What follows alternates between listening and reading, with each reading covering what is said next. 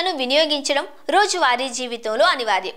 అయితే వీటిలో కొన్నిసార్లు ఏర్పడే సాంకేతిక సమస్యలు ఏటీఎం యూజర్లకు ఆర్థికంగా నష్టాలను కూడా కలిగిస్తూ ఉంటాయి. ఏటీఎంలలో డబ్బు విత్డ్రా చేసుకునేటప్పుడు కొన్నిసార్లు యాదృచ్ఛికంగా మిషన్ నుంచి డబ్బు రాకుండానే అకౌంట్లో సొమ్ము కట్ అయినట్లు SMS వస్తూ ఉంటుంది. ఇలాంటి సందర్భం ఎదురైనప్పుడు ఏం చేయాలో ఇప్పుడు తెలుసుకుందాం. కొన్నిసార్లు ఏటీఎంలలో డబ్బు డ్రా చేసినప్పుడు అవి విఫలమవుతూ ఉంటాయి. అయితే బ్యాంకులు సాధారణంగా తమ మెషిన్లను తనిఖీ చేస్తూ ఉంటాయి.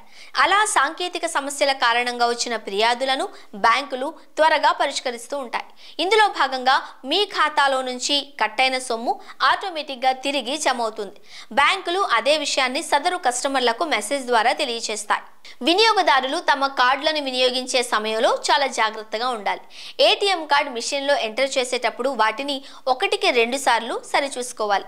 ఎందుకంటే కార్డు పెట్టే స్లాట్లలో సైబర్ నేరగాళ్లు స్కిమ్మర్లను అమర్చుతూ ఉంటారు. అలా వారు కస్టమర్ల కార్డు డేటాను మ్యాగ్నెటిక్ స్ట్రిప్ నుంచి తస్కరిస్తూ ఉంటారు. ఆ సమాచారాన్ని క్లోన్ చేయడం ద్వారా అకౌంట్ల నుండి డబ్బును విత్డ్రా చేయడానికి ఉపయోగిస్తారు. అయితే ఇలాంటి వాటిపై బ్యాంకులు RBI కూడా దృష్టి సారించింది. మీ ఖాతా నుంచి డబ్బు డెబిట్ అయి ఏటీఎం మిషన్ నుంచి సొమ్ము బయటకు రానప్పుడు ఆ లావాదేవీ రసీదును జాగ్రత్తగా ఉంచాలి. అది కీలకమైన రుజువుగా ఉంటుంది.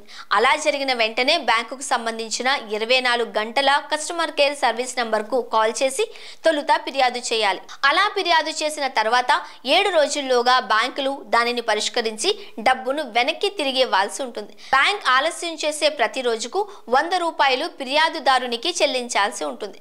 మొదటి దశలో ఫిర్యాదు పరిష్కారం కాకపోతే సమీప బ్యాంక్ శాఖను సందర్శించి హెల్ప్ డెస్క్ లో ఫిర్యాదు చేయాలి.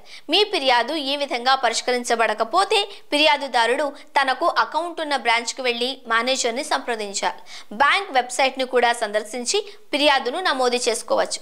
ఇన్ని ప్రయత్నాల తర్వాత కూడా మీ ఫిర్యాదును బ్యాంక్ పరిష్కరించకపోతే RBI లేదా బ్యాంకింగ్ అంబుడ్స్మన్ ను సంప్రదించాలి. మెయిల్ ద్వారా ఫిర్యాదును అందించవచ్చు. అయితే అంతిమంగా ఈ మార్గాన్ని ఎంచుకోవడానికి ముందుగా బ్యాంక్ కస్టమర్ ఫిర్యాదు చేసి కనీసం 30 రోజులు పూర్తయి ఉండాలి. ఈ పద్ధతిలో మీరు పోగొట్టుకున్న డబ్బును తిరిగి పొందవచ్చు.